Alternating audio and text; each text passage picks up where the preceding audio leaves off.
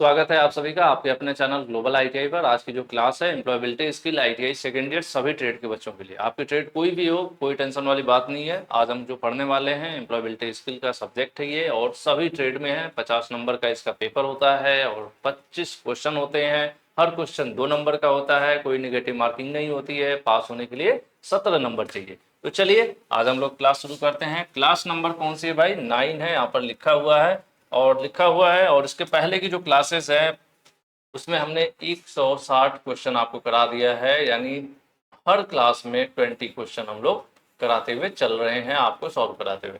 तो अगर इसके पहले 8 क्लासेज आपने नहीं देखी हैं तो आपको देखना होगा। उसके लिए थोड़ा सा मैं बता देता हूँ, है ना। थोड़ा सा बताना जरूरी इसलिए हो जाता है। एक तो भाई global-iti.org ये वेबसाइट नोट कर लीजिए। इस वेबसाइट को ओपन कर लीजिए। जो कुछ भी मैं पढ़ा रहा हूँ आपको कोर्स वाले सेक्शन में, कोर्स पर क्लिक करेंगे तो आपको एम्प्लॉयबिलिटी स्किल सेकेंड ईयर के नाम से पेज मिल जाएगा। वहाँ पर इसका मिलेगा आपको टेस्ट, जिस टेस्ट को आप फ्री में दे सकते हो। साथ ही वहाँ पर पीडीएफ मिलेगा। और पीडीएफ कैसे मिलेगा? जो क्लास आज मैं पढ़ा रहा हूँ उसी क्लास के हिसाब से आपको पीडीएफ मिलेगा। जैसे सेकेंड ईयर है ना, इस पर हम क्लिक कर लेते हैं। सिंपल है, आपको गूगल में जाना है, global-iti.org टाइप करना है। एक बार मैं लिख के दिखा दूंगा अभी। अब आप एम्प्लॉयबिलिटी सेकेंड ईयर में आ गए ना। यहाँ पर आप देखिए, यहाँ पर इसमें सब कुछ डिटेल में दिया हुआ है भाई, क्या क्या कितने कितने क्वेश्चन पूछे जाते हैं, पासिंग मार्क क्या है, सारे डाउट भी हमने आपके यहाँ पर क्लियर किए हैं। प्लस जो मैं क्लासेस करा रहा हूँ, जैसे क्लास आज मेरी 9 है लेकिन यहाँ पर 7 तक अपलोड है, तो क्या होगा कि यहाँ पर 8 और 9 ये भी समय के साथ अपलोड होता रहेगा। कई बार क्या होता है, क्लासेज 1-2 दिन पहले रिकॉर्ड हो जाती हैं, फिर बाद में अपलोड होता है।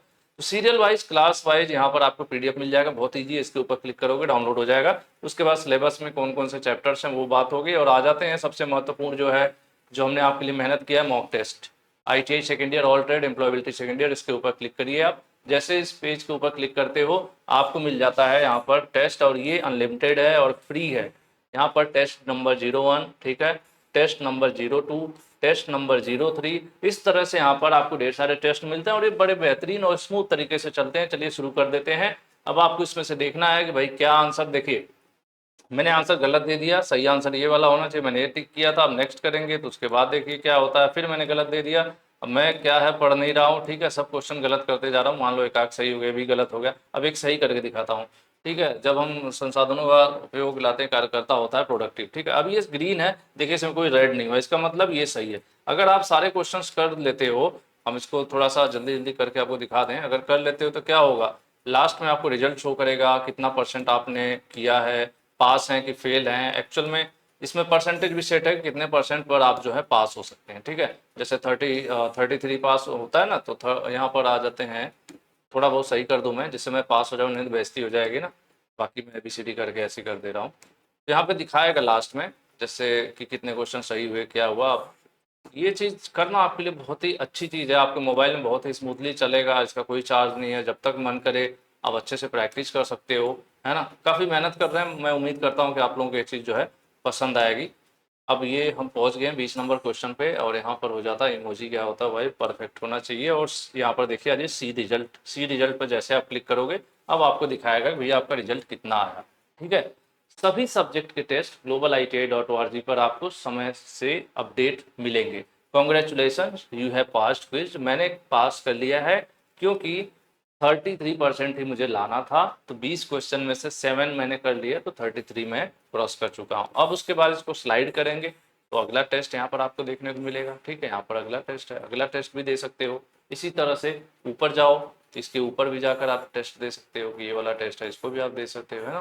तो ये इस तरह से यहाँ पर देखने को आपको मिल जाएगा। जैसे ये भी टेस्ट है, ठीक है। तो ये तो टेस्ट की बात होगी, और हमने पीडीएफ भी आपको बता ही दिया। वेबसाइट नोट कर लीजिए, शायद पहले पेज पर होगा, नहीं होगा तो एक बार मैं बता देता हूँ। यहाँ पर ये वेबसाइट है, आपको गूगल में टाइप करना है www.global-iti.org, ठीक है। मैं साइड में हट जाता हूँ आपका। ये वेबसाइट है global-iti.org। तो आप यहाँ पर सभी सब्जेक्ट के टेस्ट जो है प्रैक्टिस कर सकते हैं। काम चल रहा है, समय समय पर चीज़ें अपडेट होती है। हो सकता है जब तक आप ये वीडियो तब तक देख रहे हो, जब तक अपडेट भी हो गया हो। चलिए पहला क्वेश्चन कह रहा है, when you want to know what to do in your professional life, what skill and knowledge are required to do it, you are actually doing. देखो, अगर आप इस प्रकार की सोच रखते हो अपने करियर को लेकर, अपने भविष्य को लेकर कि नहीं अब मैं आईटीआई कर लिया हूँ, तो उसके बाद आप भाई आपको अपने प्रोफेशनल लाइफ में क्या करना है, उसके लिए कौन कौन से स्किल सीखना है और कौन सी नॉलेज को अपडेट करना है और उसके लिए क्या क्या ज़रूरत है। अगर इन सब चीज़ों के बारे में आप सोच रहे हो तो आप किस प्रकार के व्यक्ति हो, या कहेंगे कि इस प्रकार का सोचना क्या कहलाता है। देखो, दो प्रकार के स्टूडेंट्स होते हैं। एक होते हैं कि पढ़ाई कर रहे हैं, उसके आगे कोई लेना देना नहीं। एक स्टूडेंट वो होता है जिसका टारगेट होता है कि मैं ये पढ़ाई इसलिए कर रहा हूँ क्योंकि मुझे ये करना है, ठीक है, और वो करना है तो उसके लिए और क्या स्किल या नॉलेज की जरूरत है वो भी उसके लिए सोचते रहते हैं, प्लानिंग करते रहते हैं। तो वही यहाँ पे पूछ रहा है कि अगर आप जानना चाहते हैं कि आप अपने प्रोफेशनल लाइफ में क्या करना चाहते हैं, मतलब आगे लाइफ में क्या बनना चाहते हैं और उसके लिए कौन से स्किल्स और नॉलेज की आवश्यकता है, इन चीजों के बारे में आप सोच रहे हैं, तो इसका मतलब आप क्या कर रहे हैं, इसका मतलब है कि आप अपने करियर की क्या कर रहे हैं, प्लानिंग कर रहे हैं। करियर क्या होता है, हमारा जो दौर होता है पढ़ाई के बाद नौकरी करना, प्रमोशन होना, ठीक है, सैलरी बढ़ना, सब कुछ करियर कहलाता है और लगभग हम लोगों का लाइफ लॉन्ग ये चलता ही रहता है, ठीक है, जहाँ तक करियर की बात करें तो। उसके बाद अगला क्वेश्चन देख लेते हैं। नेक्स्ट क्वेश्चन आपके स्क्रीन पर, थोड़ी कुछ प्रॉब्लम थी इधर तो मैं कहा चेक कर लूँ एक बार। Career is like long train journey where many stations, many stop, many changes in routes। देखिए, जो हमारा करियर होता है ना, हमारा जो करियर होता है साइकिल वाला करियर नहीं कि जिस पर सामान वैसे लाद देते हैं और ऐसे दबा देते हैं उसके बाद चल देते हैं आप, ठीक है, वो कैरियर नहीं। कैरियर मतलब वो नहीं, ढोने वाला नहीं। एक होता है कैरियर मतलब सामान को ढोने वाला, वो नहीं। करियर, ठीक है, करियर मतलब हमारी लाइफ में हमारा जो करियर है, करियर हमारा क्या है कि चलो भाई हमने 12th किया, उसके बाद हमने 12th किया तो कोई वहाँ से हमने प्लानिंग की कि हम इसकी तैयारी करेंगे, फिर उसकी तैयारी करने के बाद हमारा उसमें सिलेक्शन होता है, सिलेक्शन के बाद हमारा प्रमोशन होता है, प्रमोशन के बाद हमारा रिटायरमेंट होता है। तो ये जो जर्नी चलती है हमारी नौकरी की, कह लीजिए नौकरी की, रोजगार की, ये जो हमारी जो जर्नी चलती है ना, लॉन्ग जर्नी, एक यात्रा जो शुरू करते हैं हम लोग 20-22 साल के होते हैं जब पढ़ाई लिखाई खत्म करते हैं, तो इस वाली यात्रा पर चल लेते हैं। उसके पहले तो अलग अलग प्रकार की यात्राएं होती हैं, लेकिन जब हम पढ़ाई लिखाई खत्म करने के बाद जिस रास्ते पर चलते हैं वो हमारा करियर पाथ कहलाता है। पाथ मतलब रास्ता, तो वो करियर पाथ कहलाता है। और ये जो पूरा दौर होता है हमारे नौकरी लगने से रिटायरमेंट तक का दौर जो होता है वह कहलाता है हमारा करियर जर्नी। क्योंकि अल्टीमेटली लास्ट में हम हो क्या जाते हैं, रिटायर हो जाते हैं, तो हमारी ट्रेन भैया रुक जाती है। तो वही यहाँ पर कहा जा रहा है कि करियर एक लंबी यात्रा की तरह है जहां पर कई स्टेशन आएंगे, कई स्टॉप आएंगे, कई सड़कें आएंगी, कई रास्ते आएंगे। तो यहाँ पर अगर हम ट्रेन जर्नी की तरह करियर को मान लिया जाए, अगर हम अपने करियर को ट्रेन जर्नी मान लेते हैं, ट्रेन की यात्रा मान लेते हैं, तो ऐसा क्या है जो हमारी यात्रा में, हमारे करियर की यात्रा में भी आता रहेगा। क्या आएगा, आएगा नौकरियां। क्या आएगा भाई, नौकरियां आएंगी। जैसे क्या मैं बताना चाह रहा था आपको, ठीक है, आपने आईटीआई किया, उसके बाद आप टेक्नीशियन के लेवल पर आपको जॉब लग गई, ठीक है, टेक्नीशियन के लेवल पर आपकी जॉब लग गई। उसके बाद फिर क्या हुआ भाई, यहाँ से फिर आपका प्रमोशन हुआ, प्रमोशन हुआ तो आप जूनियर इंजीनियर बन गए, ठीक है, उसके बाद प्रमोशन हुआ, उसके अगला आपको पद मिल गया, ठीक है, इसके ऊपर का पोस्ट मिल गया। तो होता क्या है कि ये हमारा ये एक एक नौकरी थी। अब या कई बार ऐसा भी होता है, कई बार ऐसा होता है कि हमने आईटीआई कर लिया, ठीक है, आईटीआई कर लिया, हमने प्राइवेट जॉब शुरू कर दी। क्या शुरू वो भी छोड़ दो, सबसे नीचे से शुरू करते हैं। हमने शुरू किया अप्रेंटिस से।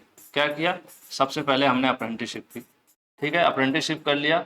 उसके बाद इस समय मान लो सैलरी मिल रही थी 8,000 रुपये, सैलरी क्या स्टाइपेंड। फिर हमारा थोड़ा सा ग्रोथ हुआ और हम प्राइवेट जॉब करने लगे। क्या करने लगे, प्राइवेट जॉब करने लगे। अब प्राइवेट जॉब के दौरान हमें मिल रहा है 12 से 18,000, आजकल जनरली इस तरह से रहता है। तो ये सैलरी मिलने लगी तो थोड़ा सा ग्रोथ हुआ। अब इसी के साथ साथ हम तैयारी भी कर रहे थे अपनी, ठीक है, और उस समय फिर क्या हो गया, फिर हमारा गवर्नमेंट जॉब लग गई, ठीक है, गवर्नमेंट जॉब लग गई। अब गवर्नमेंट जॉब लग गई, यहाँ पर सैलरी सीधे 40,000 के अराउंड में हो गया। फिर गवर्नमेंट जॉब लगी टेक्नीशियन के पद पे, ठीक है, फिर क्या हुआ, फिर अगला हमारा प्रमोशन हो जाता है, प्रमोशन होता है, हम जूनियर इंजीनियर बन जाते हैं, सैलरी 60,000 के अराउंड में हो जाती है। तो यह जो ग्रोथ चल रहा है एक दिन में नहीं होता। ये मेरी यात्रा यहाँ से शुरू हुई, यहाँ से जो यात्रा शुरू हुई ऐसे चल रही है, यह क्या कहलाता है, यह करियर पाथ कहलाता है। क्या कहलाता है भाई, करियर पाथ कहलाता है। और जैसे ट्रेन की यात्राएं होती हैं, तो जगह जगह पर स्टेशन आते हैं, उसी तरह से हमारे करियर का जो रास्ता होता है उसमें जगह जगह पर नौकरियां आती हैं। जैसे एक ये नौकरी थी, दूसरी नौकरी ये थी, तीसरी नौकरी ये थी, फिर चौथी नौकरी ये थी, ठीक है। अलग अलग नौकरियां आती जाती रहती हैं, ठीक है, समय के साथ। प्राइवेट सेक्टर में भी होते तो कई बार क्या है, टेक्नीशियन के पद पर लगे, फिर बाद में क्या होता, टीम लीडर बन जाते, उसके बाद क्या होता, अनुभव के साथ फिर आप सुपरवाइजर बन जाते। सुपरवाइजर बनने के बाद बहुत थोड़ा और ज़्यादा एक्सपीरियंस हो जाता, तो हो सकता है कि किसी और पद पे आपको प्रमोट कर दिया जाता। तो ग्रोथ हो रही है, हमारा पद और नौकरी बदलते जा रहे हैं, तो वही चीज़ है, वही कॉन्सेप्ट यहाँ पर लागू होने वाला है। थोड़ा सा ज़्यादा समय ले लिया, लेकिन ये जो है इस प्रकार का सवाल आएगा तो आपका गलत नहीं होगा। आंसर भी है, सही है। चलिए आगे बढ़ते। ग्रो मतलब बढ़ना है, कोई बहुत मतलब नहीं है। सपने देखने से कोई मतलब नहीं है। प्लान मतलब कोई यहाँ पर विशेष मायने नहीं रखता है, क्योंकि पूछ रहा था कि जैसे जर्नी में क्या चीजें आती है, तो जर्नी में स्टॉप्स आते हैं जगह जगह। तो यहाँ पर हमारी करियर जर्नी की बात किया जाए तो उसमें नौकरियां आती हैं अलग अलग प्रकार की, ठीक है। चलिए आगे बढ़ते हैं। एक भैया ब्लैंक है, is one of way to reach your goal, ठीक है। कह रहे हैं कि आपको अपने लक्ष्य तक पहुंचने का एक तरीका है। आपने अपना कोई लक्ष्य तय किया होगा ना कि हम आईटीआई करेंगे तो यहाँ ये करेंगे। हर व्यक्ति का कुछ ना कुछ सपना होता है लाइफ में कि हाँ मैं ये करूंगा तो उसके बाद मैं ये करूंगा, मुझे यहाँ तक इस लेवल तक करना है। कुछ ना कुछ होगा आपका टारगेट, हर व्यक्ति के लाइफ में अपने करियर को लेकर टारगेट, ठीक है। वैसा नहीं, टारगेट तो कई प्रकार के होते हैं, तो कई प्रकार के टारगेट नहीं, हम विशेष करके अपने करियर की बात करें, अपने भविष्य की, अपने रोजगार नौकरी की बात करेंगे, तो उसमें आपका कोई ना कोई प्लान होगा ना।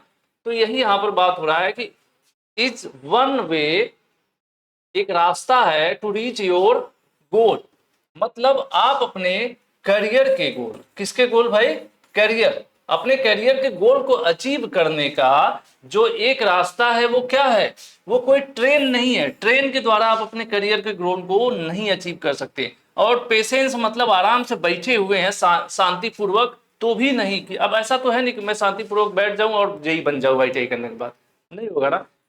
या फिर जॉब हमारा क्या होता है, लक्ष्य नहीं होता।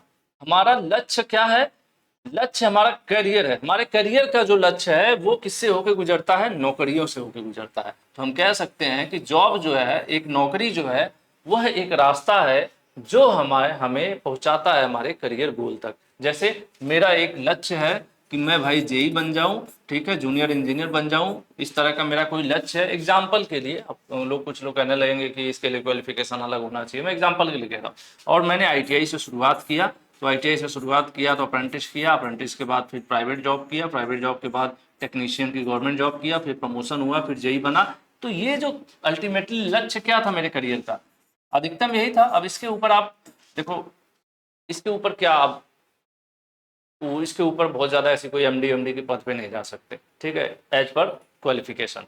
तो वही चीज है कि हम लक्ष्य को वहां तक पहुंचने के लिए, यानी अपने करियर गोल तक पहुंचने के लिए किसका क्या हमें जरूर, मतलब क्या है, वो जॉब है। तो जॉब है जो हमारे, तो देखिए यहाँ पर पहला वाला ऑप्शन सही हो जाएगा। जॉब ऐसा है, नौकरी ही वो चीज है जो हमें अपने करियर के लक्ष्य को प्राप्त करने में मदद करती है। तो यहाँ पर आंसर आपका ये सही हो जाएगा 163 का, ठीक है। अगला क्वेश्चन कह रहा है, अगला क्वेश्चन कह रहा है कि ब्लैंक है पहले यहाँ पर, realistic target that you will set for yourself in order to achieve your career. कह रहे हैं कि कुछ लोग क्या होता है ना कि सिर्फ सपने देखते हैं, कुछ लोग सिर्फ सपने देखते हैं, लेकिन सच में रियल टारगेट होना चाहिए। ऐसा नहीं कि जैसे आपने दिमाग में ये डाल लिया कि चलो भैया मैं तो प्रधानमंत्री बनूंगा, तो ऐसे ही आंख बंद करके बस टारगेट बना लिया कि प्रधानमंत्री। नहीं, यहाँ पर जो बात हो रही है, you will set for yourself in order to achieve your career goal, ठीक है। उसके बाद यहाँ पर क्या है, ब्लैंक है, are the realistic target that you will set. कह रहे हैं कि वो रियल टारगेट्स जिनको आप सेट करते हो, किसके लिए सेट करते हो, खुद के लिए सेट करते हो। क्यों सेट करते हो, कि अपने करियर के गोल को, जो आपका लक्ष्य है, उसको पा सको, ठीक है। हिंदी में देखिए क्या लिखा हुआ है, लक्ष्य है जिसे आप अपने करियर के लक्ष्य को प्राप्त करना चाहते हैं उसके लिए निर्धारित करेंगे, ठीक है। इसके लिए क्या निर्धारित करेंगे, रिसोर्स, संसाधन से कोई मतलब नहीं है, स्टेटस से कोई लेना देना नहीं है, विवरण से भी यहाँ कोई लेना देना नहीं है, माइलस्टोन, ठीक है। माइलस्टोन का क्या मतलब होता है, ये मैं आपको बता देता हूँ। जैसे अगर आप कोई जर्नी शुरू करते हैं तो यहाँ पर क्या रहता है 1 किलोमीटर, फिर कुछ देर आगे बढ़े 10 किलोमीटर, फिर आगे बढ़े 20 किलोमीटर, फिर आगे बढ़े 40 किलोमीटर। तो अगर आपकी एक जर्नी की हम बात कर रहे हैं, एक यात्रा की बात कर रहे हैं और हमारा लक्ष्य है यहाँ तक पहुँचना, तो हमें क्या सेट करना पड़ेगा, ये हमें अपने माइलस्टोन सेट करना, ठीक है। क्या सेट करने पड़ेंगे, माइलस्टोन। माइलस्टोन मतलब मील के पत्थर। आप साइड में देखते नहीं हो, लिखा नहीं रहता है, अब तो ऊपर बोर्ड लगा कर लिखा रहता है, पहले लिखा रहता था जैसे आप जा रहे हो कहीं रास्ते में तो लिखा रहता था कि वाराणसी 10 किलोमीटर, या फिर लिखा रहता है लखनऊ 200 किलोमीटर, तो वो मील का पत्थर, ठीक है। तो वही चीज यहाँ पर है कि आप अपने करियर गोल को अचीव करने के लिए आपको रियलिस्टिक जो है टारगेट्स अचीव करने के लिए क्या करना पड़ेगा, अपने माइलस्टोन फिक्स करने पड़ेंगे, ठीक है। तो यहाँ पर आंसर आपका डी सही हो जाएगा। आगे बढ़ते हैं। The material and support that you need to complete your milestone on time is called, ठीक है। जैसे माइलस्टोन, अब थोड़ा सा आप कंफ्यूज हो गए होंगे, देखिए मान लेते हैं, फिर से समझने की कोशिश करिएगा आप। माइलस्टोन क्या हुआ, आपने अप्रेंटिस किया, ठीक है, अप्रेंटिस किया आपने रेलवे से, ये आपका पहला माइलस्टोन हो गया। क्या होगा, ये पहला माइलस्टोन हो गया, ठीक है।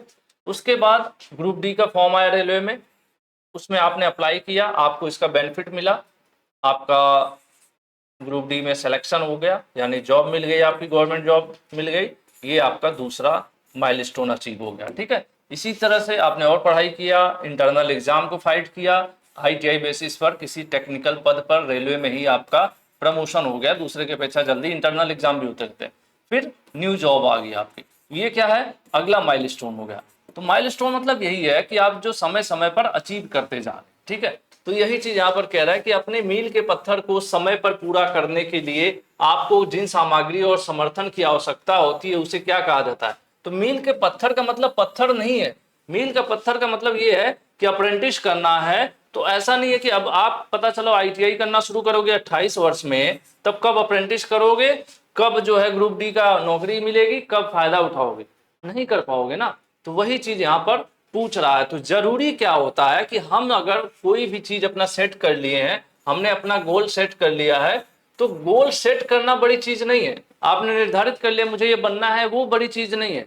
जरूरी क्या है कि हम समय सीमा तय करें, समय सीमा तय करें। एग्जाम्पल के लिए मैं अभी एक और एग्जाम्पल दूंगा आपको तो समझ में आएगा। आपको समय सीमा इसलिए तय करना पड़ेगा कि नहीं तो आप पीछे रह जाओगे। समय सीमा क्यों तय करना जरूरी है, मैं अभी बता देता हूं।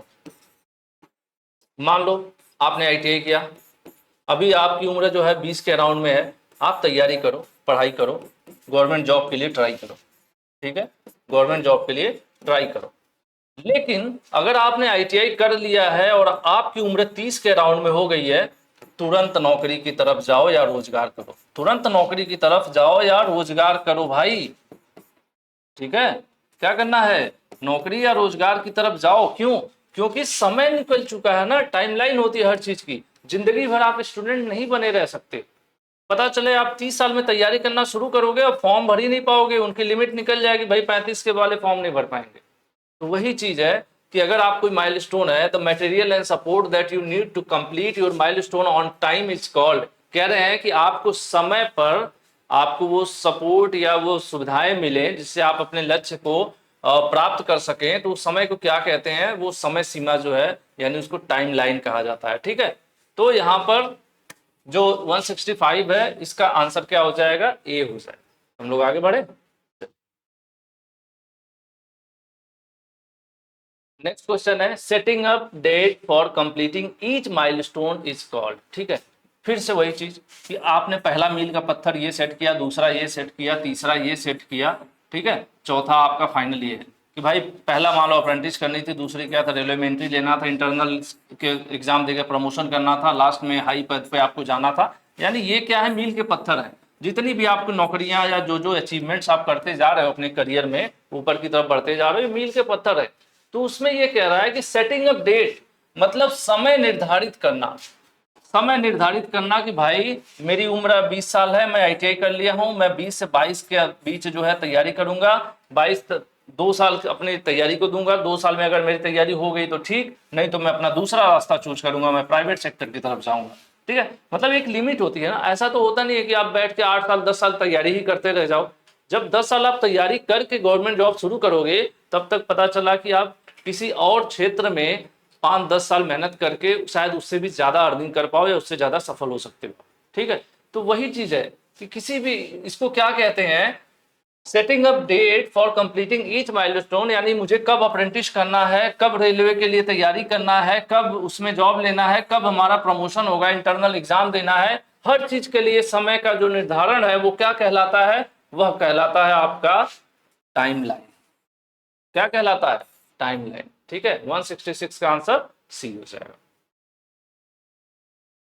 टाइमलाइन क्या है? टाइमलाइन मतलब ये है कि जैसे मैंने ये क्लास आपको पढ़ाना है, ठीक है, एग्जाम आपके होने हैं, जब आपके फाइनल एग्जाम होने हैं तो मैंने अपना टाइमलाइन सेट कर लिया है कि जैसे मान लो मुझे क्लास देना है, अभी समझ लो यार, टाइमलाइन बहुत बड़ी चीज नहीं है। टाइमलाइन, मेरा टारगेट क्या है? मेरा टारगेट है एग्जाम। ठीक है, आपका एग्जाम, एग्जाम से पहले मुझे सिलेबस करने हैं पूरे कंप्लीट। मुझे क्लास कितनी करानी है? क्लास करानी है मुझे 20। ठीक है, 1 से लेकर 20 तक का मेरा टारगेट है, क्लास कराना है। 2 3 4 5 6 इस तरह से मुझे क्लास कराना है। तो कब, कितने दिन के अंदर, अब मुझे डिवाइड करना पड़ेगा कि अगर मैंने क्लासेस शुरू कर दी हैं, एग्जाम्पल के लिए अगर मैंने क्लासेज मार्च में शुरू कर दी हैं और एग्जाम मानकर चलते एग्जाम जुलाई में है या अगस्त में है, जो भी है, जुलाई में है, तो मुझे जून तक, ये जून के लास्ट में खत्म कर देना है। तो मुझे ये सेट करना है कि कब, हर चीज का मुझे सेट करना पड़ेगा कि मार्च में कितनी क्लास होनी चाहिए, अप्रैल में कितनी होनी चाहिए, मई में कितनी होनी चाहिए, जून में कितनी होनी चाहिए। यही कहलाता है टाइमलाइन। कि जो लक्ष्य प्राप्त करना है, लक्ष्य क्या है कि एग्जाम से पहले पूरे सिलेबस को पढ़ा देना। तो उसके लिए मुझे अपने हर क्लास के लिए टाइमलाइन सेट करना पड़ेगा कि हर महीने या हर हफ्ते आपको कितनी क्लासेस पढ़ानी है, वही चीज है टाइमलाइन। ठीक है, तो यहां पर फिलहाल हो गया आंसर सी। आगे बढ़ते हैं, अगला क्वेश्चन कह रहा है we need to have when market trends change और when our current job no longer exist. कह रहे हैं कि जब हमारी पुरानी नौकरी ना रहे, यानी मान लो किसी पद पे मैं नौकरी कर रहा था और वो नौकरी ही मार्केट से गायब होगी। जैसे एग्जाम्पल के तौर पे, पहले आपने देखा होगा हर दुकान पे बही खाता मेंटेन करने के लिए एक व्यक्ति रखा जाता था और दिन भर वो रजिस्टर पे नोटिंग करता था कितना सामान बिका, कितना खरीदा, कितना प्रॉफिट हुआ, मतलब उसको बही खाता मेंटेन करना पड़ता था। ठीक है, अब इसके लिए जहां पे बड़ी दुकानें थी, बड़े शोरूम थे, एक की जगह 4 आदमी लगे रहते थे। फिर जमाना क्या आया? कंप्यूटर का आया। कंप्यूटर में एक सॉफ्टवेयर पड़ गया और एक आदमी 10 लोगों के बराबर काम करने लगा। तो वही यहाँ पर बात हो रही है, हमें आवश्यकता है जब बाजार का रुझान बदलता है, यानी मार्केट का जो ट्रेंड है, डिमांड जो मार्केट में, जैसे लोग कहते हैं ना कि सर किस ट्रेड से आईटीआई करें, तो आपको देखना होगा कि आज के समय में किस ट्रेड में ज्यादा वैकेंसीज आ रही है, किस ट्रेड में। अब वैकेंसी आपको दोनों लेके चलना है लाइफ में। जिन्होंने सोच लिया कि नहीं सिर्फ मैं गवर्नमेंट जॉब ही करूंगा, वो सबसे गलत सोच रहे हैं आज के समय में। आज के समय जो आज का रुझान है, आज के जो मार्केट ट्रेंड है, आज की बात कर रहा हूं, आज के मार्केट ट्रेंड में आपने सेट कर लिया कि मैं गवर्नमेंट जॉब ही करूंगा, तब समझ लीजिए कि आप सबसे घटिया प्लानिंग किए हैं। आपके पास प्लान बी भी होना चाहिए। गवर्नमेंट जॉब करेंगे, इसमें कोई बुराई नहीं है, लेकिन प्लान बी भी साथ में रखेंगे कि अगर ये नहीं अचीव होता है तो मुझे कुछ और करना है, प्राइवेट सेक्टर में जॉब करेंगे या फिर सेल्फ एम्प्लॉयमेंट, कुछ अपना बिजनेस रोजगार करेंगे। तो ये क्या है, यह जरूरी क्यों है?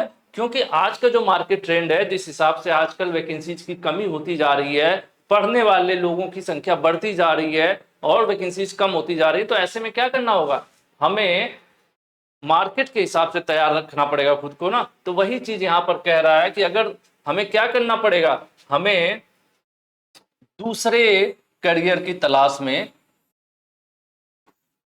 जाना पड़ेगा या सोचना पड़ेगा, प्लान बी भी रखना पड़ेगा। अल्टरनेटिव करियर्स मतलब समझ रहे हैं, हमें जरूरत है, जैसे आज जब समय में इतना परिवर्तन हो रहा है तो हमें जरूरत है कि दूसरे भी करियर विकल्प पर भी हम ध्यान दें। ऐसा नहीं कि जैसे हमने आईटीआई कर लिया इलेक्ट्रीशियन से, तो मैं बस सेट कर लोगे अब इलेक्ट्रीशियन की नौकरी मिलेगी तभी करूंगा, नहीं तो मैं कुछ नहीं करूंगा।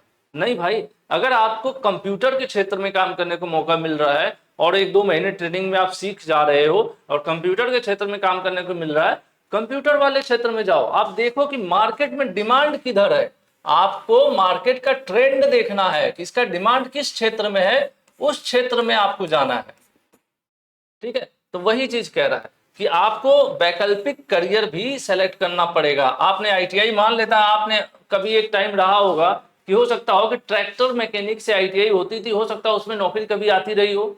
अब आज जब नौकरी ट्रैक्टर मैकेनिक में नहीं आ रही है तो हमें दूसरे करियर के बारे में सोचना पड़ेगा ना, कि मैं वही अपना ट्रैक्टर मैकेनिक आईटीआई सर्टिफिकेट लेके बैठा ही रहूंगा कि नहीं अब तो आएगा ही, तो ट्रैक्टर मैकेनिक की वैकेंसी नहीं तो मैं बैठा ही रहूंगा। नहीं, मुझे दूसरे वैकल्पिक मतलब दूसरे प्लान भी, दूसरे ऑप्शंस पर भी सोचना पड़ेगा मार्केट के रुझान को देखते हुए। ठीक है, तो यहाँ पर आंसर क्या सही हो जाएगा, आपका आंसर जो है सी सही हो जाएगा। चलिए आगे बढ़ते हैं। Where you know how to stitch a garment by hand, आप जानते हो कि हाथ से सिलाई कैसे करते हैं। Learning how to do it using a machine is called.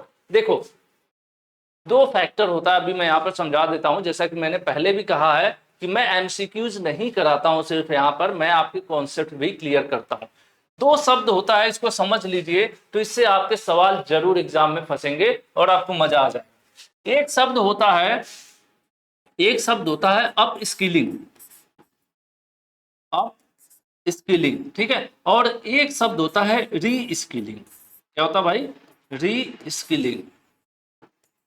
दोनों शब्द में बहुत छोटा सा डिफरेंस है और यहीं से क्वेश्चन बनता है, इस वाले सेक्शन से क्वेश्चन, और बड़ा शानदार होता है और करके आ जाओगे अगर ध्यानपूर्वक समझ ली। अभी 1 मिनट का मुझे बस समझ दे दो।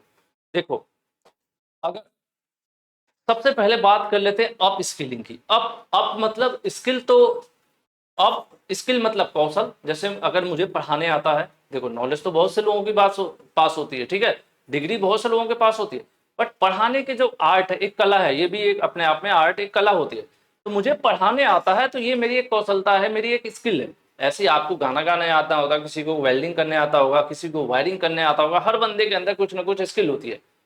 तो जो मुझे आता है अगर मैं उसको और बेहतर करूंगा उसी चीज को, जैसे मैं पढ़ा रहा था पहले किस चीज पर, पहले मैं पढ़ा रहा था सिंपल बोर्ड पर। किस पर पढ़ा रहा था, सिंपल बोर्ड था, मार्कर ले लेते थे, उससे पढ़ाते थे, लिखते थे, फिर मिटाते थे, बड़ी मेहनत से पढ़ाते थे। एक टॉपिक पढ़ाने में आधा घंटा लग जाता था, जो कि डिजिटल बोर्ड पे 10 मिनट में पढ़ा सकते हैं।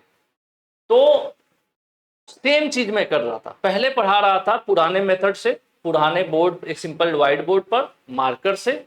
अब मैं डिजिटल बोर्ड का इस्तेमाल करके क्या कर रहा हूं, पढ़ा ही रहा हूं, कुछ और नहीं शुरू किया मैंने, पढ़ा ही रहा हूं। ठीक है, तो उसको कहेंगे अप स्किलिंग। फिर जो पहले से कौशल आपके अंदर है उसी कौशल को थोड़ा और निखारा आपने, थोड़ा और अच्छा किया।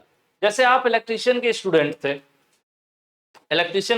थे, आपको वायरिंग वगैरह करना आता था और भी थोड़ा बहुत काम कर लेते थे, लेकिन साथ में अब आप मोटर बाइंडिंग भी सीख लिए। आपने क्या सीख लिया, मोटर की वाइंडिंग करना भी सीख लिया। तो आपने कुछ नया नहीं, दूसरे क्षेत्र में तो कुछ किया नहीं, इलेक्ट्रीशियन ही है, लेकिन आपको पहले सिर्फ वायरिंग आती थी, अब आप मोटर वाइंडिंग भी कर पाते हैं। यानी अपनी इलेक्ट्रीशियन वाली स्किल को ही अप किया, बढ़ाया, तो उसको कहते हैं अप स्किलिंग। ठीक है भाई, अब आ जाते हैं दूसरे चरण। अब मान लेते हैं कि आप हैं इलेक्ट्रीशियन के बंदे, ठीक है, अब मान लेते हो, यहीं पर छोड़ो, आपकी बात नहीं, पहले मैं अपनी बात कर लेता। मान लो मैं पढ़ा रहा था, टीचर हूँ, ठीक है, पहले मैं पढ़ा रहा था, मुझे पढ़ाना आता था तो मैं पढ़ा रहा था। फिर मैंने क्या किया, मुझे लगा कि यार अब इसमें तो स्कोप नहीं है, पढ़ाई लिखाई में कोई फायदा नहीं है, लड़के पढ़ने वढ़ना चाहते नहीं है, ना ही अब इसमें कोई स्कोप है, ना ही इसमें कोई भविष्य है पढ़ने पढ़ाने में। तो मैंने क्या किया, अब मैं पढ़ाई लिखाई छोड़ के अब मैं क्या कर लिया, एक दुकान खोल लिया। और दुकान खोला तो दुकान खोला किस चीज की, वेल्डिंग की। तो फिर मैं वेल्डिंग पहले सीखा। वेल्डिंग तो ऐसे ही नहीं करूंगा ना कि बस यहाँ से गया, मैं सब बंद किया और गया, वेल्डिंग की दुकान खोला, तुरंत मशीन लेके शुरू कर दिया वेल्डिंग मारना, ऐसे नहीं होगा। मुझे सीखना पड़ेगा वेल्डिंग, 1 महीने 2 महीने 3 महीने छोटा मोटा कोर्स में सीख सकता हूँ। तो जब मैंने क्या किया, पढ़ाई लिखाई छोड़कर वेल्डिंग सीखने गया और वेल्डिंग सीखकर वेल्डिंग की दुकान चलाने लगा, तब क्या किया मैंने, री स्किलिंग कर ली अपनी, मैं अपने नया कौशल सीख लिया, री स्किलिंग कर लिया। ठीक है, पूरा हमने ट्रेंड ही बदल दिया, पढ़ाई से सीधे वेल्डिंग पर चले गए। एग्जाम्पल के लिए, आप अगर इलेक्ट्रीशियन के स्टूडेंट थे, आप इलेक्ट्रीशियन की वायरिंग भी आती थी, वाइंडिंग भी आता था, सब कुछ था, आपका रोजगार अच्छा नहीं चला, फिर आपको लगा कि यार लेथ मशीन का अगर मैं काम सीख लेता हूँ तो उसमें टर्निंग वगैरह और टर्निंग और क्या क्या होता है ना, थ्रेड कटिंग वगैरह, अलग अलग बहुत सारे ऑपरेशंस होते हैं लेथ मशीन पे। तो आपने लेथ मशीन सीख लिया जाकर 2-3 महीने, कहीं है आप इलेक्ट्रिशियन के, लेकिन आपने जाकर लेथ मशीन सीख लिया, यानी जिस क्षेत्र में थे आप उस क्षेत्र को बढ़िया नहीं किए, दूसरे क्षेत्र में एंट्री मार लिए, तो वो री स्किलिंग कहलाता है, यानी नया कौशल सीखना। पुराने कौशल को बेहतर करना अप स्किलिंग, और पुराने कौशल को छोड़कर दूसरा कौशल सीखना री स्किलिंग कहलाता है। और यही होता है भैया पूरा क्वेश्चन खत्म। इसी पर आपका क्वेश्चन बनेगा। अब क्वेश्चन रटने की जरूरत आपको नहीं है, क्योंकि आप पढ़ रहे हो ग्लोबल आईटीआई पर। अगर मैंने आपको पढ़ाया, याद होगा एक बच्चा एक दिन फोन भी किया था, तो बता रहा था कि सर आपने तो फॉर्मल कम्युनिकेशन बता दिया है, इनफॉर्मल कम्युनिकेशन बता दिया है, वर्बल कम्युनिकेशन बता दिया है, नॉन वर्बल कम्युनिकेशन बता दिया है। तो मैंने कहा यार जब ये तुम्हें 4 बता दिया है तो 4 में से क्वेश्चन रटने की तुम्हें जरूरत है? कह रहा नहीं सर ये तो समझ में आ गया। तो मैंने कहा कि जो मैं आपको बताता हूं उसको समझ लो, क्वेश्चन बदलता रहे ना, कुछ भी पूछे क्या फर्क पड़ जाता है, कुछ भी पूछे क्या फर्क पड़ जाता है, क्योंकि आपका कॉन्सेप्ट क्लियर है। यहाँ पर क्लियर है कि नहीं? अगर सच में आपको ये समझ में आई चीज तो नीचे कमेंट करके जरूर बताना, मैं यही कोशिश करता हूँ, ठीक है। तो चलिए बात कर लेते हैं। अब ये क्या कह रहा है, आप भैया कपड़ा सिलते थे पहले हाथ से। कैसे सिलते थे? हाथ से। कपड़ा सिलते थे हाथ से। अब क्या किया आपने? मशीन खरीद लिया, और मशीन खरीद कर अब कर रहे हो कपड़े की सिलाई। मतलब पहले भी कपड़ा ही सिलते थे, ठीक है, पहले भी कपड़ा ही सिलते थे लेकिन हाथ से सिलते थे। अब सिल रहे हो मशीन से, लेकिन सिल क्या रहे हो? कपड़ा ही। तो कुछ बदला नहीं ना आपने। तो क्या किया? पुरानी स्किल को ही थोड़ा अपग्रेड कर दिया। तो जब आंसर फिर क्या कहोगे? आंसर हो जाएगा अप स्किलिंग। क्या हो जाएगा? अप स्किलिंग, ठीक है, अप स्किलिंग हो जाएगा। मुझे लग रहा है कि आपको चीज क्लियर होगी। सेम कार्य को करना, लेकिन थोड़ा उसमें और नॉलेज गेन करना, अपने को खुद को और अपडेट करना, वो कहलाता है अप स्किलिंग। जैसे आप आईटीआई किए हो इलेक्ट्रीशियन से, ठीक है, इलेक्ट्रीशियन से आप अप्रेंटिस कर लोगे। अब क्या हुआ? थ्योरी के साथ साथ आपके पास प्रैक्टिकल नॉलेज भी हो गया, यानी आपका क्या हो गया? अप स्किलिंग हो गई। अब दूसरा आ जाइए, आपने पहले आईटीआई किया इलेक्ट्रीशियन से, बाद में आप दोबारा आईटीआई कर रहे हो फिटर से। अब क्या हो गया? वो री स्किलिंग हो गई, क्योंकि दूसरा प्रोग्राम कर रहे हो आप, ठीक है। यही चीज है। अब आते हैं हम लोग अगले क्वेश्चन की तरफ। इसमें थोड़ा ज्यादा ज्ञान की बात हो गई, आगे बढ़ते हैं। अगला क्वेश्चन कह रहा है many companies provide up skilling. बहुत सी कंपनियां हैं जो अप स्किलिंग की मौके देती हैं आपको। आपको अप स्किलिंग का मौका देती हैं। किसके द्वारा देती हैं? अभी थोड़ी देर पहले मैंने एग्जांपल दिया था, इलेक्ट्रीशियन से आपने आईटीआई किया, आप अपने नॉलेज को, इलेक्ट्रीशियन के नॉलेज को और बढ़ाना चाहते हैं। पहले तो आपने पढ़ लिख लिया, छोटा मोटा प्रैक्टिकल कर लिया, वर्कशॉप के अंदर 2-4 बल्ब जोड़ लिया, मोटर चला लिया, बटन दबा के स्टार डेल्टा स्टार्टर कर लिया, ठीक है, आप तो इलेक्ट्रीशियन पढ़ लिए। लेकिन अब चाहते हो कि इलेक्ट्रिशियन में और प्रैक्टिकल नॉलेज हो जाए मेरे अंदर, और बड़ी बड़े पैनल्स वगैरह देखने को, काम करने को मिल जाए, बड़े ट्रांसफार्मर्स देखने को मिल जाए, उसको समझने को, काम करने को मिल जाए। तो ऐसे में कुछ कंपनियां होती हैं, कुछ कंपनियां क्या, बहुत सी कंपनीज हैं जो आपको अप स्किलिंग का मौका देती हैं। मतलब सेम ट्रेड में ज्यादा नॉलेज गेन करना या ज्यादा सीखने का मौका देती हैं। उसको क्या कहा जाता है? तो उसको मजदूरी नहीं कहेंगे, ना ही आप भुगतान पेमेंट कहेंगे, ना ही व्यवसाय कहेंगे। उसको कहा जाता है ऑन जॉब ट्रेनिंग। क्या कहा जाता है? ऑन जॉब ट्रेनिंग, या जिसको आप कह सकते हैं अप्रेंटिसशिप।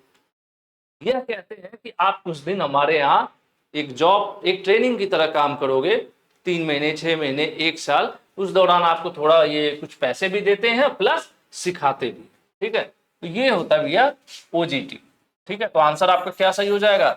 आंसर ए सही हो जाएगा। ओजीटी मतलब अप्रेंटिसशिप टाइप का समझ लीजिए, अप्रेंटिसशिप है ना, किसी कंपनी में आपको मौका दिया जाता है काम सीखने का, तो उसको ओजीटी कहते हैं, ओजेटी, ठीक है। चलिए अब आगे बढ़ते हैं। Trying new things and finding new way to do the old thing is called. कह रहे हैं कि कोई पुराना काम आप जो था, देखिए, नई चीजों को आजमाना और पुराने कामों को करने के लिए नए तरीके का तलाश करना क्या कहलाता है, ठीक है। अब जैसे कुछ लोग, क्या होता है कि जो आपको, आपके पास मिला है वो उसी को करते रहते हैं। जैसे मेरे टाइप के लोग, एग्जांपल के लिए मान लो कि कोई एक एप्लीकेशन यूज कर रहे हैं तो वही एप्लीकेशन यूज करते रहते हैं, ठीक है। Copy paste, copy paste, copy paste. अगर मान लो 10 फोटो कॉपी करना है तो एक एक फोटो उठा के कॉपी करेंगे, एक एक फोटो उठा कॉपी करेंगे। अब यही हमारे सन्नी सर है, वो थोड़ा शॉर्टकट हमेशा तलाशते रहते हैं, तो वो कुछ नया करेंगे। उसी कॉपी पेस्ट को, जिस कॉपी पेस्ट को मैं एक एक फोटो को उठाकर कॉपी पेस्ट कर रहा था और 10 बार कर रहा था, अब वो क्या करेंगे, 10 फोटो को एक साथ कॉपी करके पेस्ट कर देते हैं। तो क्या करते हैं, पुरानी चीज को ही, उसी चीज को नए तरीके से करने का वो हमेशा कुछ न कुछ तलाश करते रहते हैं, फिर थोड़ा हमें भी ज्ञान दे देते हैं, तो हम भी करते हैं कभी कभी। तो यही चीज है, पूछ रहा है कि इसको क्या कहते हैं, इसको क्या कहते हैं। तो इसको कहते, देखो नेगोशिएशन मतलब होता है दो लोगों के बीच बातचीत, कोलिब्रेशन मतलब भी होता है दो लोग मिलकर एक साथ कोई कार्य कर रहा हो, ठीक है। कम्युनिकेशन मतलब होता है बातचीत। इनोवेशन होता है, इनोवेशन मतलब नई चीज का खोज करना, नई चीज का खोज करना। इनोवेशन मतलब क्या, जैसे मान लीजिए हम लोग क्या था, पहले गाड़ियां चलती थी, पहले गाड़ियों में एसी नहीं हुआ करता था, फिर गाड़ियों में एसी आ गया, ठीक है। अब एसी के बाद बहुत चिल्ड वाले एसी आ गए, गाड़ी से हम लोग चलते थे, फिर ट्रेन से चले, ट्रेन के बाद थोड़ा प्लेन से चलने लगे, हवा में भी चलने लगे। तो ये हमेशा क्या मतलब कर तो रहे थे यात्रा, हम लोग कर रहे थे यात्रा, शुरुआत किए पैदल, फिर घोड़े खच्चर पे आए, बैलगाड़ी पर आए, मोटरसाइकिल पर आए। मतलब समय के साथ क्या हुआ, नए नए इनोवेशन, नई नई खोज होती गई। तो वही चीज होता है कि पुराने कार्य को नए तरीके से करना, वही चीज देखिए यहाँ पर, ट्राइंग न्यू थिंग्स मतलब कुछ नया ट्राई करना, किसके लिए, finding new way to do old things, पुराने कार्य को नए तरीके से करना। पहले भी हम यात्रा कर रहे थे, अभी यात्रा कर रहे हैं, पहले पैदल करते थे, फिर धीरे धीरे घोड़ा गाड़ी, बैलगाड़ी, ये सब चीजें आते आते क्या हुआ, रेलगाड़ी, रेलगाड़ी के बाद फ्लाइट, ट्रेन गाड़ी, क्या क्या आ जाए ना, रॉकेट वॉकेट से आजकल आदमी चांद पे चला गया। तो ये सब क्या है, इनोवेशन, खोज, है ना, वही चीज है। चलिए, व्हेन वी यहाँ ब्लैंक है, in a proper way so that we may reach a profitable and healthy compromise. कह रहे हैं कि एक उचित तरीके से, ताकि हम एक तक पहुंच सके लाभदायक और स्वास्थ्य समझौता, ठीक है। यह कह रहे हैं कि वह क्या तरीका है जिससे हम लोग जो है, किसी अगर दो लोग, वी मतलब हम वाली बात हो गई ना, यानी दो लोगों की बात हो रही है, तो कोई ऐसा फैसला ले, ठीक है, ऐसा फैसला ले जिससे कि हम लोगों को फायदा हो, हम लोगों को प्रॉफिट हो और फायदा हो, दो लोग मिलकर एक साथ ऐसा कोई फैसला ले, तो उसको क्या कहते हैं भाई, उसको कहते हैं कोलिब्रेशन, उसको क्या कहते हैं, कोलिब्रेशन, ठीक है। ट्रांसलेशन हिंदी वाला उतना सही नहीं है, इसलिए आपको नहीं समझ में आ रहा होगा क्वेश्चन, लेकिन यहां समझने की कोशिश करिए। कोलिब्रेशन क्या है, जैसे आपने देखा होगा कई बार एक दूसरे का यूट्यूब चैनल पर, यहाँ पर थोड़ा सा एक मिनट फिर से हमें सोचना पड़ेगा, कोलिब्रेशन नहीं होगा क्योंकि किसी कार्य को करने की बात नहीं हो रही है, एक उचित तरीके से जिससे हम पहुंच सके लाभदायक और स्वास्थ्य समझौते पे, समझौते की बात हो रही है, ठीक है, समझौते की बात हो रही है, इसको सही कर लीजिएगा आप लोग, यहाँ पर समझौते की बात हो रही है।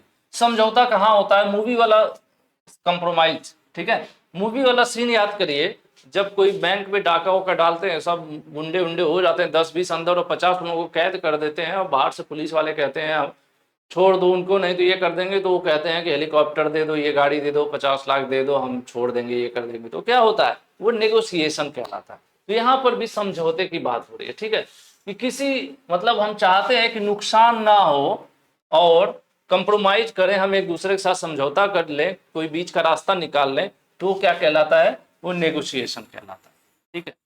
कोलिब्रेशन तब कहलाता है जब दो लोग मिलकर किसी एक प्रोजेक्ट पर कार्य कर रहे हो, और ये नेगोशिएशन ये है कि किसी एक मुद्दे पर, अब जैसे मान लो आपके और आपके पड़ोसी के बीच झगड़ा हो गया, वो कह रहा है नहीं ये मेरी जमीन है, आप कह रहे हैं मेरी जमीन है, तो दो लोग ऐसा करो ना, आधा आधा बांट लो, झगड़ा खत्म हो जाए, तो यही कहलाता है नेगोशिएशन, ठीक है ना।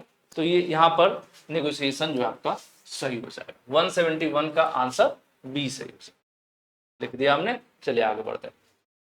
172, thinking in a smart way by questioning the information you receive so that you are not fooled by a fake news is called, ठीक है। कह रहे हैं जब भी आपको कोई न्यूज मिलती है, ठीक है, जब भी आपको मिलने कोई भी जानकारी मिलती है, उसके बारे में आप सवाल उठाते हैं, उसके बारे में स्मार्ट तरीके से सोचते हैं, ताकि आप किसी के झांसे में ना फंस जाएं, उसको क्या कहा जाता है, ठीक है। जैसे जनरली आपने देखा होगा आजकल मैसेज शुरू हो जाता है कि मोदी जी खुशी के मारे टी शर्ट बांट रहे हैं, या तो यहाँ नीचे 10 लोगों को शेयर करिए तो टी शर्ट मिलेगा। या आजकल एक ज्ञान आ जाता है कि रिलायंस ने नया खुशी के मारे 700 रुपये का रिचार्ज फ्री दे रही है, 10 लोगों को ग्रुप में शेयर करो। ठीक है, तो क्या होगा कि कुछ लोग थोड़ा सा क्वेश्चनिंग नहीं कर पाते, मतलब खुद से सवाल नहीं पूछते हैं स्मार्ट तरीके से। वो खुद से सवाल नहीं पूछते हैं, उनको मैसेज मिला, ठीक है, उनको जो भी इंफॉर्मेशन मिली वो उठा के अगले को फेंक देंगे, 10 को सोचेंगे 10 को दे दो यार रिचार्ज मिल जाएगा, सोचते ही नहीं कुछ लोग। और वहीं दूसरे लोग जब भी कुछ ऐसा मैसेज आता है उसके बारे में वो खुद से सवाल उठाते हैं और स्मार्ट तरीके से सोचते हैं क्या ऐसा हो सकता है, क्या ये संभव है। तो उस चीज को क्या कहते हैं, तो इस चीज को हम कहते हैं भाई क्रिटिकल थिंकिंग। क्रिटिकल थिंकिंग, ठीक है, थोड़ा सा यहाँ पर इसको शॉर्ट करना पड़ेगा। क्या कहते हैं, क्रिटिकल थिंकिंग। थिंकिंग मतलब सोचना, क्रिटिकल मतलब बहुत ही महत्वपूर्ण तरीके से बारीकी से सोचना, ठीक है, इसको कहते हैं क्रिटिकल थिंकिंग। जैसे आपसे किसी ने बोल दिया कि आप मुझे 10,000 रुपए दो, मैं 10 दिन बाद आपका 15,000 रुपए दे दूंगा, तो क्या कुछ लोग ऐसे हैं बन जाएंगे, दे देंगे, और 15 छोड़ो गायब हो जाएगा, दोबारा दिखेगा नहीं आपको। या फिर कई बार आपको फोन आता है मैसेज कि अरे आप सर आपके मोबाइल पे OTP गया होगा, बता दीजिए, आपको मैं प्रधान बना दूंगा। प्रधान मतलब सी बना देंगे, है ना, तो क्या है आपके अकाउंट के पैसे उड़ा दें, ये सब चीजें है ना। तो जब भी कोई आपसे कुछ ये कह रहा है, कोई भी बात, जैसे फेक न्यूज आपको मिल रही है किसी प्रकार का, सोशल मीडिया पर, व्हाट्सएप पे कुछ भी मिल रहा है, तो पहले उसके बारे में सोच रहे हैं आप, सोच समझकर क्वेश्चनिंग कर रहे हैं खुद से कि ये सही हो सकता है, गलत हो सकता है, स्मार्ट तरीके से सोच रहे हैं, उसके बाद डिसीजन ले रहे हैं, तो इसको कहते हैं क्रिटिकल थिंकिंग, ठीक है। और कुछ लोग जो है क्रिटिकल छोड़ो, थिंकिंग ही नहीं होती उनके अंदर, आया 20 लोग फॉरवर्ड करना है जय हनुमान जी करके, अरे भेजो, तो वो भेज देते हैं, ठीक है। तो यहाँ पे फिलहाल आंसर क्या हो गया, डी सही हो जाएगा, ठीक है, 172 का। अब हम लोग आगे बढ़ते हैं। The ability to adopt and to fast changes, तेजी से जो परिवर्तन हो रहा है उसके अनुकूल यानी उसको अपनाने की क्षमता क्या कहलाएगा, उसको कहते हैं हम एडॉप्टेबिलिटी, ठीक है। बहुत तेजी से, जैसे टेक्नोलॉजी में बहुत तेजी से बदलाव हो रहा हो। अब जैसे मान लो अचानक से आप मोबाइल फोन कीपैड वाला चला रहे थे, फिर एंड्रॉइड मोबाइल फोन आ गए, कीपैड वाले मोबाइल में काम ही नहीं हो पा रहा है, तो कुछ लोग क्या है अभी भी नहीं अडॉप्ट करते हैं, नहीं यार हम तो कीपैड ही चलाएंगे। लेकिन कुछ लोग क्या है समय के साथ परिवर्तित होते हैं और बहुत ही तेजी के साथ, जैसे जैसे समय और टेक्नोलॉजी बदलती है वो भी बदलते रहते हैं, खुद को स्वयं को भी समय के और मार्केट ट्रेंड के हिसाब से तेजी से बदलना कहते हैं एडॉप्टेबिलिटी। एडॉप्टेबिलिटी मतलब एडॉप्ट करना, उसको एडॉप्ट करना मतलब इसको क्या कहेंगे हिंदी में, अपनाना, अपना लेना। जैसे कोई परिवर्तन हुआ तो मैं उसका विरोध नहीं करूं, ठीक है, मैं उसको अपना लिया। जैसे मान लो पहले क्लासेज ऑफलाइन चलती थी, तो अब मैं ये जिद, अब ट्रेंड बदला, क्लासेज ऑनलाइन चलने लगी, तो मैंने भी अपनाया, मैं भी ऑनलाइन आ गया, और बच्चे भी अपना लिए कि वो भी ऑनलाइन पढ़ने लगे। लेकिन आज भी कुछ ट्यूटर होंगे, जो टीचर होंगे, जो कहेंगे नहीं नहीं ये ऑनलाइन बेकार है, मैं ऑनलाइन नहीं पढ़ाऊंगा, ठीक है। इसी प्रकार से कुछ बच्चे भी होंगे जो कहेंगे नहीं अरे यार ऑनलाइन में नहीं समझ में आता है, बेकार है, ऑनलाइन नहीं पढ़ने लायक है। तो क्या होता है, वो एडॉप्ट नहीं करते हैं, उस चीज को एडॉप्ट नहीं करते हैं। तो यही चीज यहाँ पर है कि अगर कोई बदलाव हो रहा है बहुत तेजी से और आप उतनी ही एबिलिटी, उतनी ही क्षमता के साथ तुरंत जो है उसको क्या कर रहे हैं, एडॉप्ट कर ले रहे हैं, अपना ले रहे हैं, तो क्या कहलाएगा, उस क्वालिटी को हम एडॉप्टेबिलिटी कहेंगे, ठीक है। चलिए अगला question, when we work with other it is called. देखिए जब हम दूसरे के साथ मिलकर काम करते हैं तो उसको कोलिब्रेशन कहते हैं। उसको क्या कहते हैं भाई, कोलिब्रेशन। हम लोगों ने कोई प्रोजेक्ट शुरू किया कि चलो यार हम 2 लोग हैं तो 2 लोग मिलकर ये काम करते हैं, तो उसको हम कहेंगे कोलिब्रेशन, ठीक है। इनोवेशन क्या था, किसी नई चीज की खोज करना, पुराने कार्य को नए तरीके से करने को कहते हैं। करियर तो हमारी जर्नी है, जो हम लगातार नौकरियां करते रहते हैं, लाइफ लॉन्ग चलने वाली जर्नी है करियर। डिसीजन मेकिंग मतलब निर्णय लेना किसी चीज के बारे में, तो यार निर्णय लेने की बात नहीं हो रही है, ये हो रहा है कि हम दूसरे के साथ मिलकर काम करें, मतलब मैं हूं साथ में किसी अन्य व्यक्ति से भी जुड़ूं और दोनों मिलकर किसी एक ही प्रोजेक्ट पर दोनों साथ में काम करें, जिससे कि दोनों लोगों का फायदा हो सके, तो उसको कहते हैं कोलिब्रेशन, ठीक है।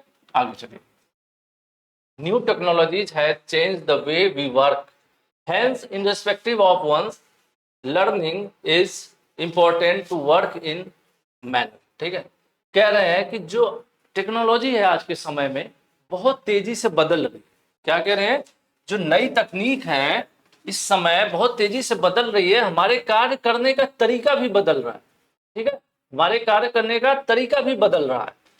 तो किसी भी यहाँ पे क्या है कि परवाह किए बिना तरीके से काम करने के लिए सीखना महत्वपूर्ण है। अब यहाँ पर 3 ब्लैंक हैं जो आपको देना है आंसर। ठीक है, 175। तो यहाँ पर देखिए,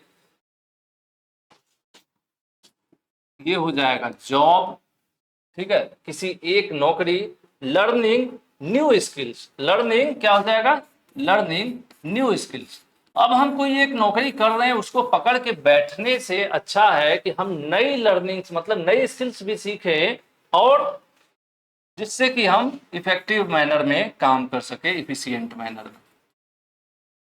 जैसे अगर मान लेते हैं कि पहले क्लर्क वाली बात ही कर लेते हैं, कि जो पहले क्लर्क थे हाथ से रजिस्टर पेन से काम करते थे, तो उन्होंने क्या किया कि वो बस वहीं रुके रहे कि नहीं बस हम हाथ से ही काम करेंगे, उन्होंने नई स्किल्स नहीं सीखी, तो क्या होगा, इफिशिएंट तरीके से यानी सही तरीके से काम नहीं कर पाएंगे, उनके हाथ से नौकरी निकल जाएगी। तो यहाँ पर आपका आंसर जो क्या है, ये है डी। जरूरी है कि हम किसी एक नौकरी के भरोसे ना बैठे रहें या किसी एक चीज पर रिजिड होकर ना बैठे रहें, हम नई स्किल्स सीखते रहें जिससे कि हम सही तरीके से काम कर सकें। तो यहाँ पर आंसर आपका डी सही हो जाएगा 175 का। आगे बढ़ते हैं। A person who learn new things related to her his career is up to date with latest industrial development has. ठीक है, देखो कह रहे हैं कि वह व्यक्ति जो अपने करियर को लेकर अप टू डेट रहता है और हमेशा जो भी इंडस्ट्रीज में, कंपनीज, फैक्ट्रीज, इंडस्ट्रीज में जो नया डेवलपमेंट होता है उसको लेकर वो क्या रहता है, हमेशा अप टू डेट रहता है, मतलब उसकी जानकारी लेता रहता है, सीखता रहता है, उसको क्या कहेंगे, उसको कहते हैं हम ग्रोथ माइंडसेट। माइंडसेट देखो, ग्रोथ माइंडसेट मतलब क्या होता है, ग्रोथ माइंडसेट मतलब वह व्यक्ति जो हमेशा लाइफ में आगे बढ़ने की सोच रखता है, उसको ग्रोथ माइंडसेट कहते हैं। ठीक है, तो अगर हम, एक होता है कि जो हम जानते हैं, हम बहुत जानते हैं, इससे ज्यादा जानने की जरूरत नहीं।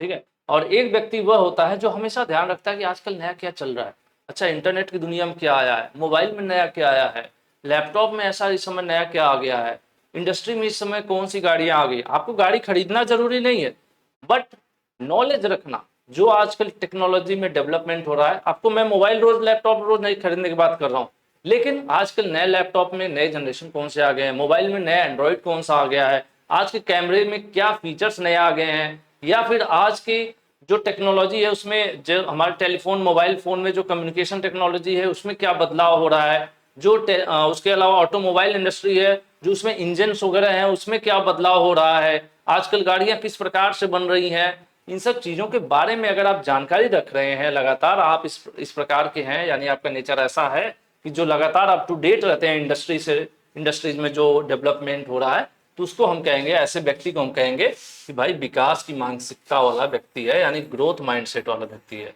अब कुछ लोग होता है जो जानते हैं तो बस अपने को वही मान के चलते हैं, बहुत है, हम परम ज्ञानी है। नहीं, लाइफ लॉन्ग लर्निंग चलती रहती है भाई, हम कभी भी अपने आप में संपूर्ण नहीं हो सकते। A person who does not take necessary step to learn new skills even when there is threat of losing her job. कह रहे हैं वह व्यक्ति जो नई स्किल्स नहीं सीखता है जबकि उसकी नौकरी खतरे में हो, उसको क्या कहेंगे, वह व्यक्ति जो नए स्किल्स नहीं सीखता है जबकि पता है उसको कि ये चीज नहीं सीखेगा नौकरी इसके हाथ से जाने वाली है।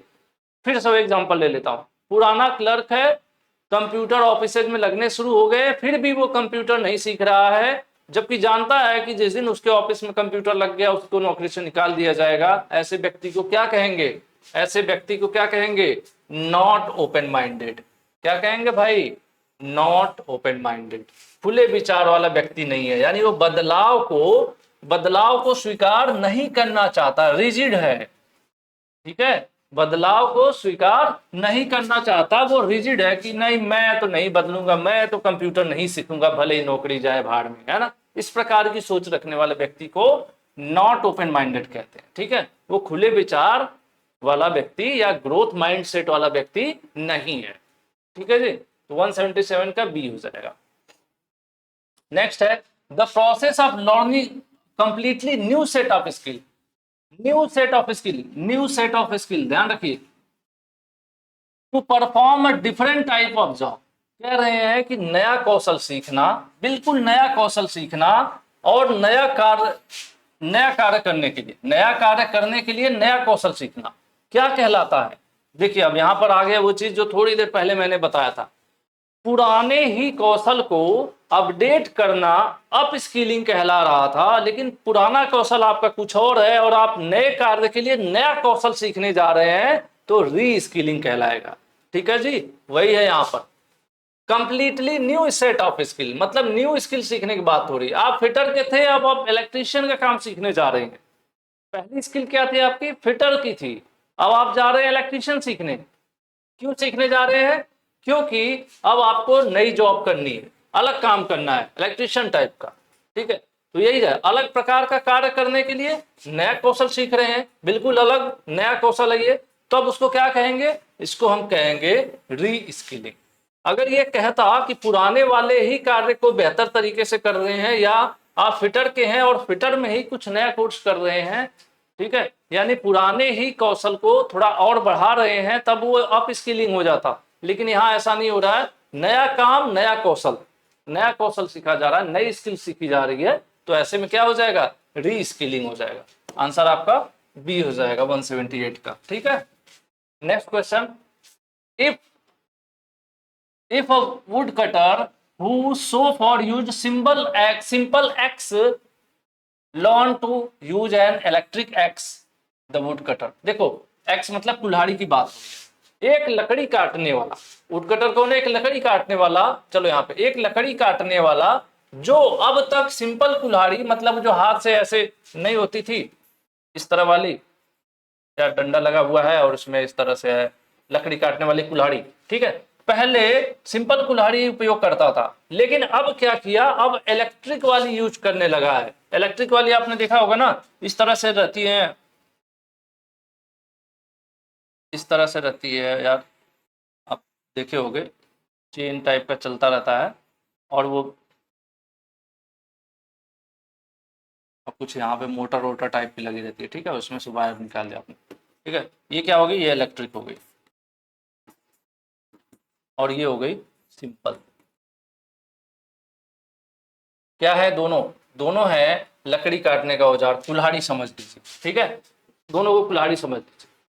तो पहले भी लकड़ी काटता था, अब भी लकड़ी काट रहा है, लेकिन पहले सिंपल कुल्हाड़ी से काटता था पुराने तरीके से, अब नए तरीके से लकड़ी काट रहा है। तो अब इसको क्या कहेंगे, इसका आंसर आपको कमेंट में देना है, इसका आंसर आपको कमेंट में देना है कि इसको क्या कहेंगे, इसको आजीविका कहेंगे, क्रिटिकल कहेंगे, अप स्किलिंग कहेंगे कि री स्किलिंग कहेंगे। दो चीजें तो मैं काट देता हूं, पहले आप कहें कंफर्म कर दूं कि ये दोनों है नहीं आंसर। अब ये दो में से आपको आंसर बताना है कि पहले भी लकड़ी काटता था, अभी भी लकड़ी काट रहा है, पहले पुराने तरीके से पुराने औजार से काटता था, अब नए जमाने के हिसाब से अपडेट हो गया, पहले भी लकड़ी काट रहा, आज भी लकड़ी काट रहा, बस तरीका बदल दिया उसने, तो वो री स्किलिंग आएगा कि अप स्किलिंग आएगा। अगर जो जो बच्चे सही आंसर दिए नीचे कमेंट में, मैं जान जाऊंगा कि आपको अप स्किलिंग और री स्किलिंग समझ में आ गया, और अगर आपको समझ में आ गया तो ये मानकर चलो कि आपका एक क्वेश्चन सही हो गया मेन एग्जाम में, ठीक है, क्योंकि ये बहुत ही इंपॉर्टेंट पॉइंट है। चलिए आगे बढ़ते हैं, ये क्वेश्चन का मैं इंतजार करूंगा आपके आंसर का। चलिए, information like what kind of job are in demand is known through, कह रहे हैं कि आजकल मार्केट में किस प्रकार की नौकरियों की मांग है, यह जानकारी किस माध्यम से पता चलती है, कैसे पता चलता है, क्या कंप्यूटर के पहले का कोई युग है उससे पता चलेगा, आजीविका से पता चलेगा, या दुनिया की अर्थव्यवस्था से पता चलेगा, नहीं, ये पता चलता है मार्केट के ट्रेंड से, कि मार्केट में क्या ट्रेंड है, इस समय किसकी मांग बढ़ रही है, ठीक है, मार्केट में क्या ट्रेंड है, इससे पता चलता है कि क्या पता चलेगा कि भैया कौन सी नौकरियों की मांग बढ़ने वाली है। जैसे अब आपको पता होगा कि इस समय मार्केट में नई चीजें क्या आ रही हैं, नई चीजें आर्टिफिशियल इंटेलिजेंस की बात हो रही है ना, एआई आ रहा है ना, एआई आ रहा है ना, पहले क्या था, सॉफ्टवेयर के लाइन में धमाकेदार एंट्री थी, कुछ दिन पहले तक सॉफ्टवेयर का बड़ा बोलबाला था, जो देखो वो सॉफ्टवेयर में नौकरी पा रहा था, सॉफ्टवेयर में खूब नौकरियां, खूब पैसा मिल रहा था। सॉफ्टवेयर में ही अब एक दूसरी ब्रांच कहीं कहीं आ गई, जो आ गया सॉफ्टवेयर प्लस हार्डवेयर का मिक्स वर्जन हो गया एक तरह से ये आर्टिफिशियल इंटेलिजेंस। तो अब आर्टिफिशियल इंटेलिजेंस में क्या होगा, जो लोग एआई बेस्ड प्रोग्राम और इस चीजों को जो सीखेंगे, इससे रिलेटेड जो कोर्सेज करेंगे, उनको फ्यूचर में मौके मिलेंगे। तो ये हमें कैसे पता चलता है, पता चलता है मार्केट ट्रेंड से, क्योंकि इस समय ट्रेंड क्या चल रहा है भाई, इस समय ट्रेंड चल रहा है एआई का। जो कंपनी देखो वो एआई पर पैसा लगा रही है, माइक्रोसॉफ्ट की बात करें एआई पर काम कर रही है, टेस्ला का बात करें एआई पर काम कर रही है, फेसबुक की बात करें एआई पर काम कर रहे हैं। पूरी दुनिया ही, यानी पूरा जो सिस्टम ही लगा हुआ है। मार्केट कहा जाए तो पूरा मार्केट, यानी पूरा जो मार्केट का ट्रेंड है वो किधर है इस समय, एआई की तरफ है। तो यही चीज है यहाँ पर कि नौकरी किधर आने वाली है, फिर इस क्षेत्र में आने वाली है। जो इस क्षेत्र की नॉलेज रखेगा, इस फील्ड की जिसको नॉलेज होगी, तो उधर जॉब ज्यादा आएगी। तो वही चीज यहाँ पर पूछ रहा था, कैसे पता चलती है कि किस फील्ड में जॉब ज्यादा डिमांड में रहने वाली है। वो पता चलता है मार्केट की ट्रेंड से। अब जैसे मार्केट ट्रेंड, गर्मी जो है हमेशा बढ़ता जा रहा है, हमेशा बढ़ती जा रही है, ठीक है। जहां पहले गांव में आपको 100 घर का गांव था तो 1 या 2 घर में कहीं एसी लगा हुआ मिल जाता था, लोग कहते थे उनके यहाँ एसी लगा है, ठीक है, गांव में भोकाल था एसी लगा है। और आज टेम्परेचर इतना हाई हो रहा है कि जो 100 घर था पहले, आज वो कम से कम 20 से 30 घर में परिवर्तित हो गया। 20 से 30 घरों में आपको एसी मिलने लगेगा। और इससे क्या पता चलता है, इससे ये पता चलता है कि एसी का काम जो जानेगा, एसी रिपेयरिंग का और एसी का जो काम, जैसे रेफ्रिजरेशन एंड एयर कंडीशनिंग से आईटीआई होती है ना, तो जो लोग प्राइवेट सेक्टर में काम करना चाहेंगे, एसी का अगर वो ट्रेंड टेक्नीशियन हो जाएंगे तो उनको काम मिलने वाला है। क्यों? क्योंकि जब गांव गांव एसी लगने लगेंगे तो फिर सर्विस भी तो चाहिए, खराब भी तो होंगे, सर्विस चाहिए तो कुशल कारीगर चाहिए, टेक्नीशियन चाहिए, एक्सपर्ट। तो कंपनीज तलाशेंगी कि भाई हर क्षेत्र के लिए। अब ऐसा तो है नहीं कि बनारस में या फिर हमारे गाजीपुर में दिल्ली से टेक्नीशियन भेजेंगे वो, तो हर क्षेत्र में लोगों को काम मिलेगा। किस फील्ड में? जब गर्मी बढ़ेगी तो एसी ज्यादा बिकेगी, जब एसी ज्यादा बिकेगी तो ज्यादा खराब भी होगी, सिंपल सी बात है। जब जितना रोड पर गाड़ियां होती हैं तो उतनी गाड़ियों में खराबियां भी तो होती हैं, उतने सर्विस सेंटर भी तो खुलते हैं। तो वही है। तो कैसे पता चलता है कि किस फील्ड में ज्यादा अपॉर्चुनिटी है? मार्केट ट्रेंड से, किधर ट्रेंड है इस समय। अरे आजकल जैसे फेसबुक पर रील्स बनाते हैं लोग, तो कहना ट्रेंडिंग है, तो उसी पर सब लोग रील्स उसी टॉपिक पर बनाना शुरू कर देते हैं। तो वही एक एग्जांपल ले लीजिए यहाँ पर भी। तो आज के लिए भैया हम इतना ही रखते हैं। अगली क्लास में आप लोगों से मिलेंगे न्यू क्वेश्चन के साथ, यानी जो सीरीज हमारी यहाँ पर चली है 180, इससे आगे का जो क्वेश्चन हम 181 से जो है नेक्स्ट क्लास में करेंगे। और आपके जो कमेंट है उसका इंतजार मैं जरूर करूंगा। मैं उम्मीद करूंगा कि आपको आज की क्लासेस समझ में आई होंगी। बाकी आज के लिए भाई इतना ही। Thank you. और लाइक कर दीजिएगा, और थोड़ा सा और मेहनत करते हैं तो शेयर कर दीजिएगा। और सब्सक्राइब नहीं किए अभी तक तो प्लीज़ सब्सक्राइब करके हमारा मोटिवेशन जरूर बढ़ाइए, क्योंकि मैं देखता हूँ अभी भी अप्रॉक्स 40% स्टूडेंट्स ऐसे हैं जो वीडियोस देखते हैं बट सब्सक्राइब नहीं करते। तो कर दीजिए। आज के लिए इतना ही। Thank you.